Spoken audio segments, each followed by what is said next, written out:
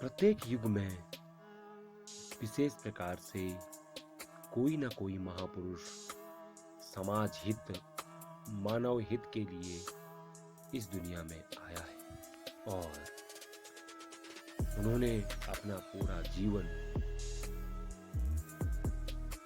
दुनिया को समर्पित किया।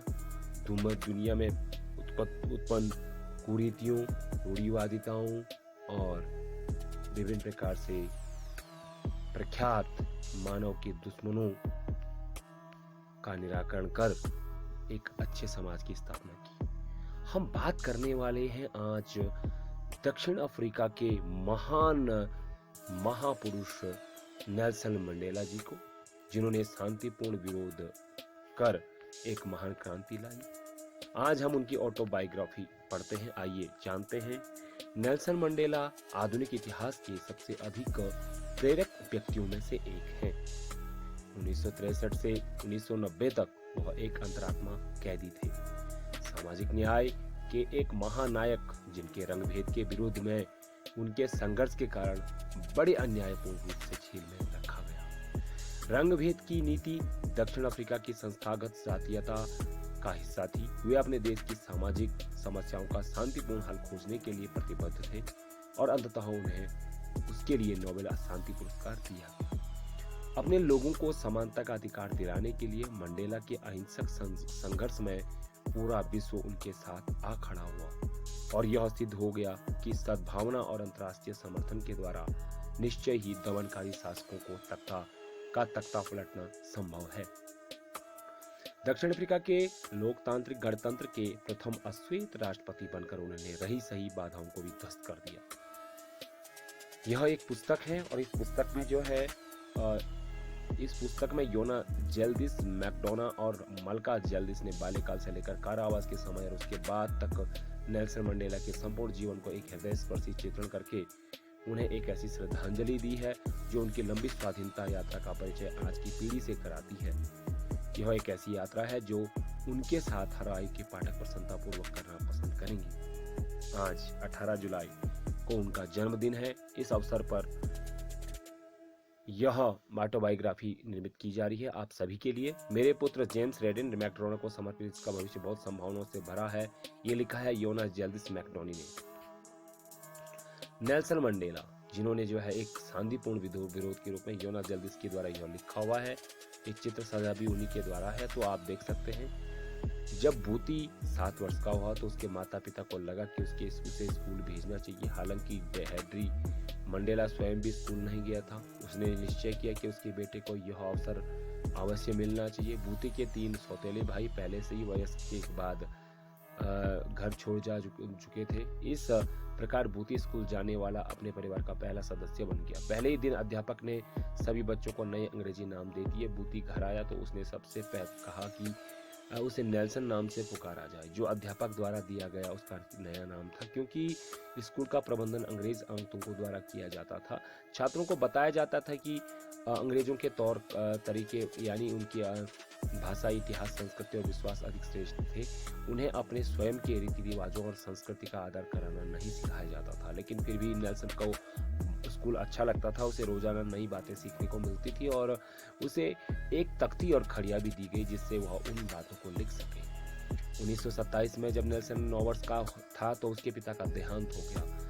अपने ऐसे पिता को खोकर उसे बहुत दुख हुआ। उन्होंने अपने आदर्शों और मूल्यों पर दृढ़ रहकर उस सशक्त उदाहरण प्रस्तुत किया था। हेनरी मंडेला की अंतिम इच्छा यही थी कि नेल्सन एक अच्छी शिक्षा प्राप्त करे और एक ऐसा व्यक्ति बने जो अपने लोगों के लिए एक मिसाल बन सके। इसलिए नेल्सन और उसकी मां कुन्नू और उस छोटे से स्कूल को छोड़कर चले गए, जो अब नेल्सन के लिए काफी नहीं था। वे पैदल ही थेम्बूलैंड की राजधानी मक्केजुअनी को निकल पड़े। उस समय नेल्सन के पास केवल टीन का एक बक्सा था। उसने एक पुरानी कमीज पहनी थी। उसका नौकर उसके पिता पतलून को काट कर बनाया गया था, नौकर नहीं, नेकर, जिसे उसने एक रस्सी के नारे से बंधा हुआ था। और उस इलाके में रहने वाले अफ्रीकन लोग मैकेजुअनी को बड़ा नगर कहते थे और नेल्सन वहां की मोटर गाड़ियां, विशाल घरों, सुंदर बगीचों और फूलों के पेड़ों से भरे बागानों को देखकर अचंभित रह गया।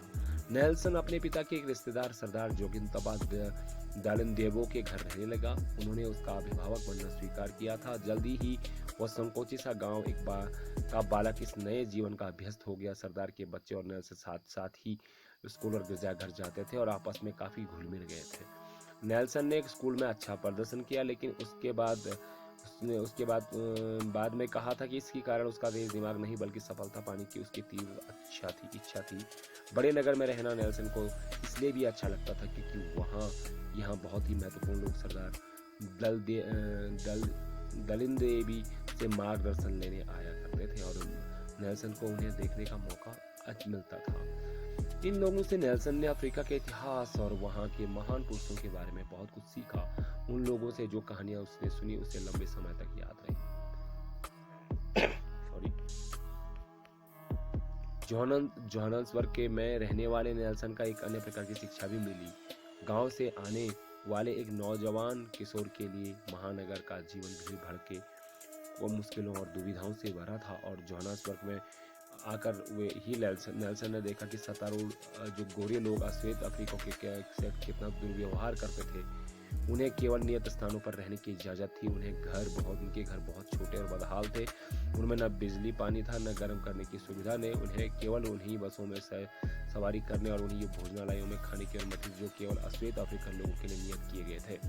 लेकिन शायद सबसे खराब चीज़ थी पासबुक की प्रणाली। जब कोई अश्वेत व्यक्ति नगर के हिस्से में दूसरे हिस्से में काम के लिए जाता तो उसे एक छोटी पासबुक साथ रखनी होती थी। उचित पासबुक साथ न होने पर उन्हें जेल भेजा जा सकता था। दक्षिण अफ्रीका की सरकार ने इस व्यवस्था को अपार्थाइड या रंगभेद का नाम दिया, जिसका अर्थ है अलग रखना। अमेरिका में भी इसी प्रकार की व्यवस्था थी जिसे सेग्रीगेशन कहा जाता था। अपार्थाइड के अंतर्गत गोरे और अश्वेत लोगों के साथ खाना पीना, घूमना फिरना, खरीदारी करना, एक ही घर में साथ रहना, एक ही स्कूल या गिरजाघर में जाना पूरी तरह से वर्जित था।